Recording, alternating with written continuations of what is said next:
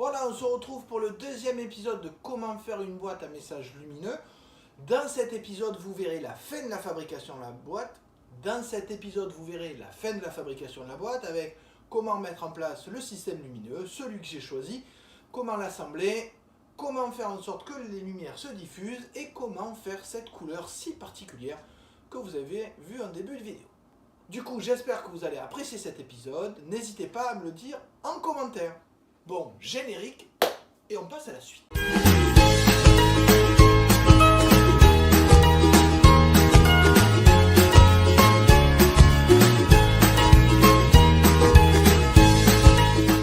Pour le système LED que je vais utiliser dans cette boîte pour éclairer le service, j'ai choisi de me tourner vers des Enlight Home pour télé.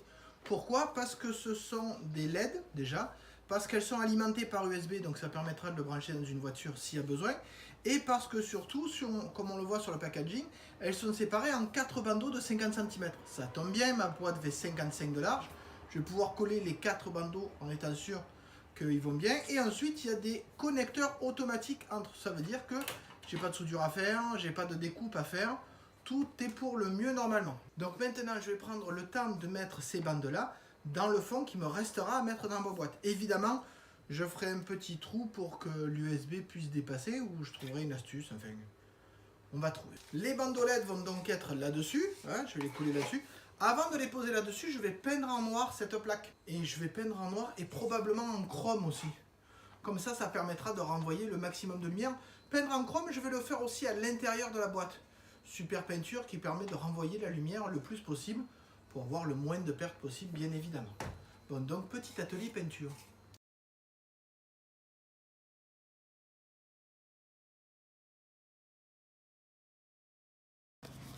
Alors voyons voir ce qu'il y a dans cette boîte.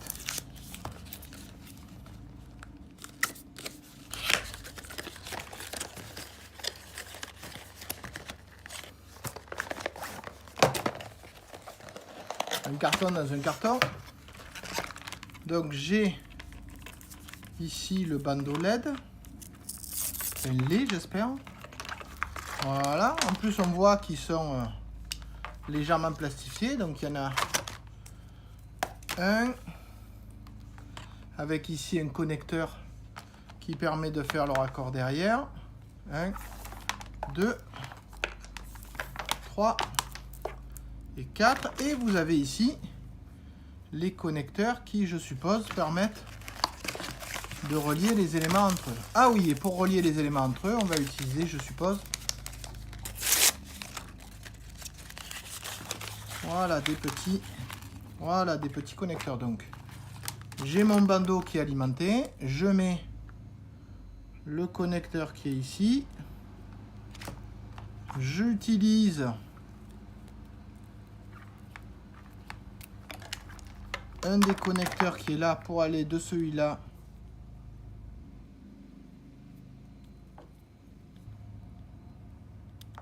alors j'ai une petite flèche, la petite flèche je vais mettre sur le plus, voilà, ensuite ça, et la flèche je la mets sur le plus. Voilà, attention, il n'y a pas de LED blanche, donc pour avoir du blanc il faudra utiliser toutes les LED d'un coup, voilà, et ça me permettra de coller les éléments les uns à côté des autres. Et comme il y a 4 bandeaux, j'aurai 4 fois 50 cm. Et ici, de quoi commander mon bandeau. Avec ici le système imprimé que je laisserai dans la boîte, bien évidemment. Bon, on verra bien quand la peinture sera sèche.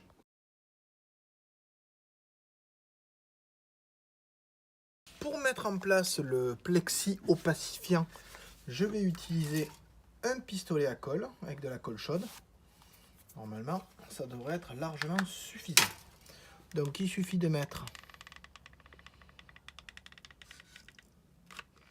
assez rapidement un filet de colle et de placer son morceau de plexi. Bon, maintenant que c'est fait, je vais m'occuper des bandelettes.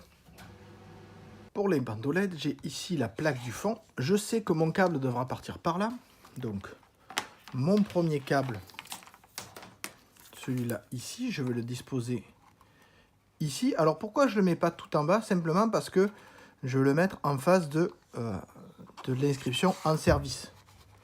Comme ça sera plus simple. Vous remarquez que je laisse un peu de place ici pour pouvoir mettre les câbles là et relier celui d'après. Pour le coller, c'est relativement simple. Il y a déjà un ruban qui est prévu. Donc j'enlève la protection.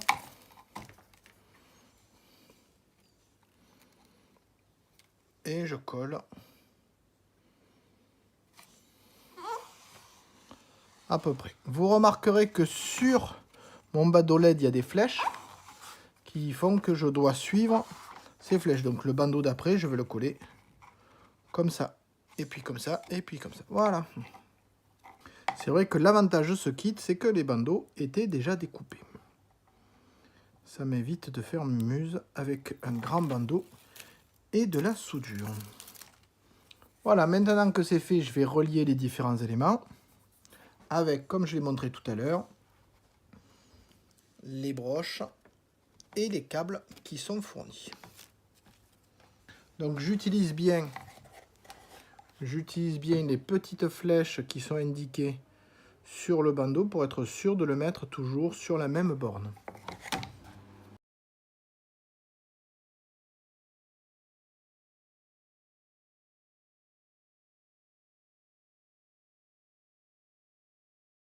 Ah mais oui, au fait, je peux faire ça pour gagner de la place.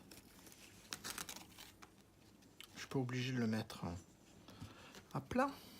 Voilà, ça me fait gagner un peu de place. Et en termes de luminosité, ça changera pas grand chose.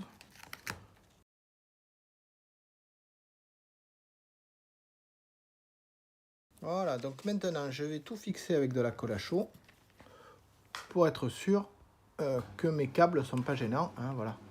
Donc une fois que c'est fait, on se retrouve pour le premier test à blanc.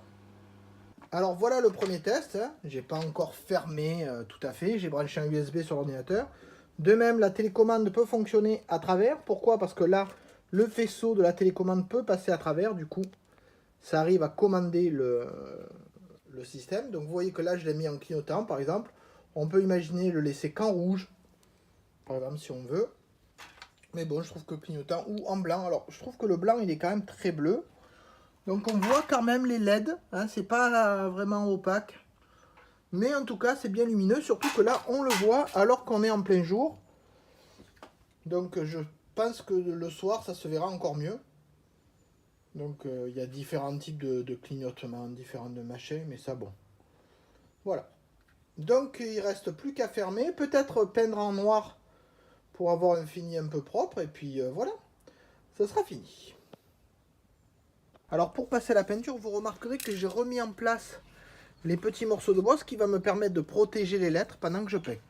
Donc l'idée, ça va être de mettre d'abord une sous-couche de blanc.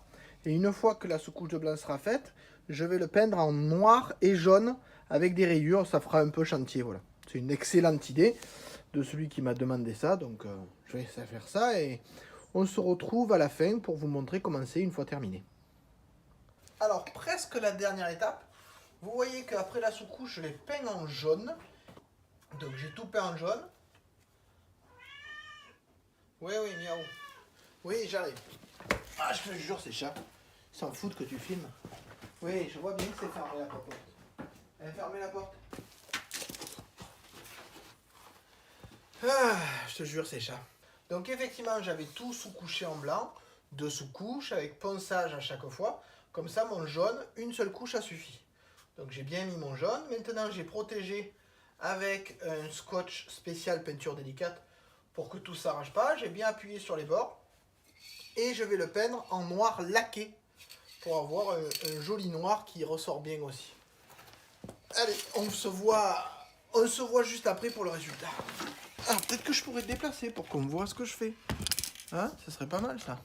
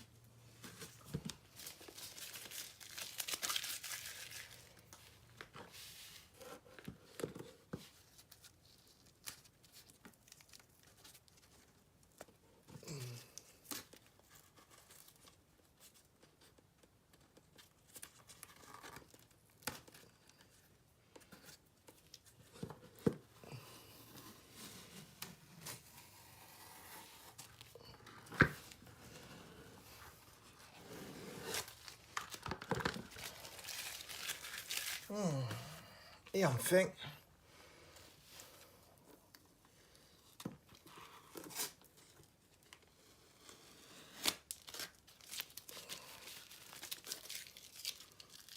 et voilà ce que ça donne. Il me reste plus qu'à enlever les lettres et à vous montrer ce que ça donne une fois allumé. Si jamais les petits morceaux de lettres ne veulent pas partir, regardez. Vous vissez à l'intérieur et vous tirez avec la vis. Et vous recommencez pour tous les morceaux qui ne veulent pas sortir facilement.